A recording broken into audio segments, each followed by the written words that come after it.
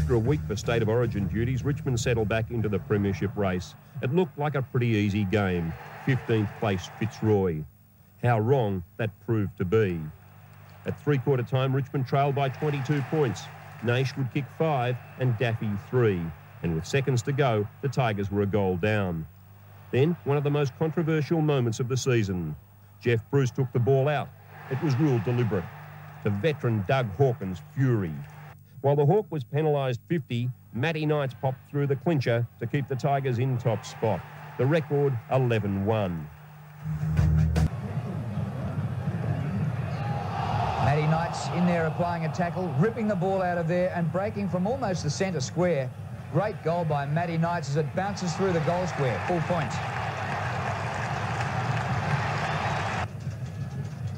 Fitzroy were leading the last time we saw. There's another tackle by Knights which dispossesses the Fitzroy player. It spills to Naish, and Chris Naish shepherded through by Daffy for a goal.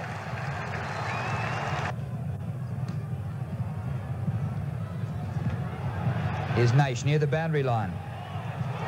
Gets another one, and in the last quarter, it's all Richmond. But bad news for the Tigers. Brendan Gale, who was returning today after injury, is down again. There he is in a heap on the ground, and unfortunately has injured his shoulder and was carried off the ground. And the score in that game, well, the Tigers came over them in the last quarter and won by 6 points, with Fitzroy failing to goal in the last term. It was 15-9, 109 to 15-13, 103. Goal scorers for Richmond. Naish kicked 5, Daffy 3. For Fitzroy, Malloy kicked 4. Johnson and Hogg kicked 3 goals each. Now, Bruce goes out of bounds. Is this deliberate? The umpire says so. Dougie Hawkins disagreed. And here comes the 50-metre penalty. The measure is tape. He's from the half-back line and goes to left half forward. Going up is young Burke, knocked on there by Dent, and it went to Bruce, who just took it out. And looking at that, in the normal motion, you would say that that is just absolute shark droppings to give a decision when people play to touch. He's running back, he throws it in the air, and this is the game. Now, have a look at it in slow motion. He actually takes one step, goes to the chalk, gentlemen, and Knight says, thank you, mother, for the rabbits. And that was the margin at the end, 6 points. Now, the modern term for commentators is kicking to touch.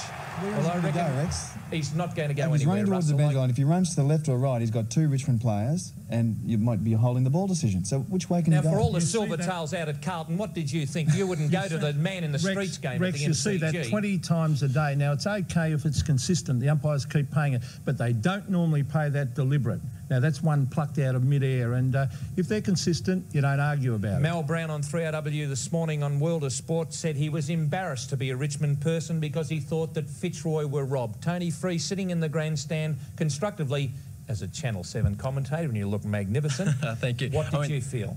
I thought, you know, if you're a Fitzroy supporter, you'd be very disappointed. One, in the free kick given and also the 50 metres. But you've got to look at Matthew Knights. He was very intelligent. He just took a step back and just made that throw look a lot worse. I'm sure it wasn't intentional to be short. Shouldn't have got back to the throw on the full. Was the 50 for the throw or for Doug Hawkins? No, I'm sure the 50 was for the throw. 50 was for the throw, and Hawkins got reported when he ran down there and he told him to go forth and multiply. I mean, but there's no need for Mel Brown to be embarrassed, is there? I mean, have you Richmond ever known won Mel the game. Brown to They be worked very hard. No, he's got a bigger stomach than my floor manager. Back after the break.